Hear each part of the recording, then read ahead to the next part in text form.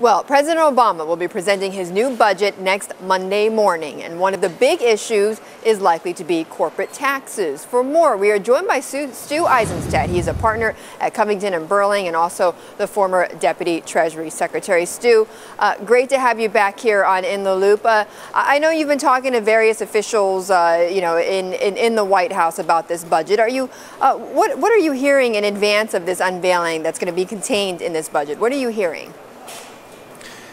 Betty, there'll be about $4.4 trillion over 10 years in deficit reduction.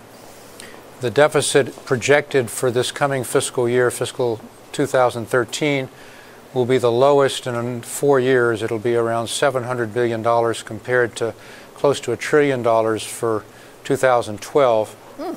And the emphasis will be on growth, incentives, and on tax fairness. Okay, so growth incentives, let's take that first. What are you hearing on that front?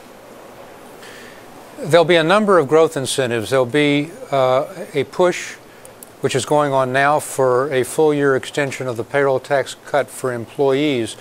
But beyond that, the budget will call for a significant payroll tax reduction for companies. For example, for those companies on the first $5 million of their wage base, there'll be a complete payroll tax holiday. There'll also be payroll tax incentives for those who add jobs, and there'll be tax credits for companies who move their plants back to the United States, as well as a manufacturing tax credit. So there are a substantial number of tax credits for companies that create jobs here, that move jobs back from overseas. And the big thing, I think, will be the payroll tax reduction on employers, not just on employees, to encourage their creating jobs here. There'll also be a $4,000 tax credit for veterans and for hiring the long-term unemployed.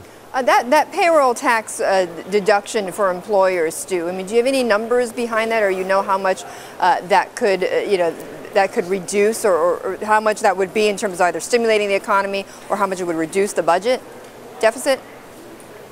Well, it would certainly cost multiple billions of dollars, but that would be offset by savings on the spending side and also by corporate tax increases. And let's remember this: the president has the good fortune, having gone through the trauma of this debt limit increase, of having built in now over $2 trillion in spending reductions.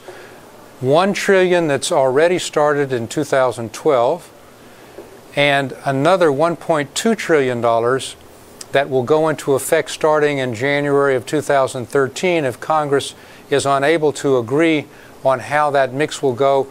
There's an automatic across-the-board cut, half for defense and half for spending. So he's already built in to his budget that kind of savings, which will help pay for the payroll tax increase. Now, on the corporate side, the major increases will be the following: that those companies that the president believes are moving jobs overseas by moving their plants will no longer be able to deduct their moving expenses. Right. On the other hand, those moving their plants back to the United States will be able to deduct them.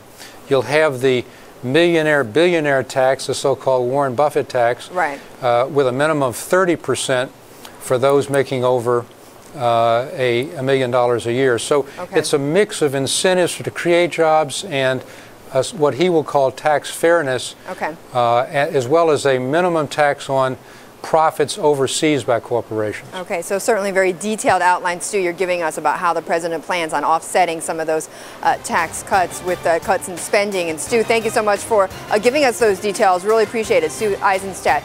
Coming up, News Corp scandal.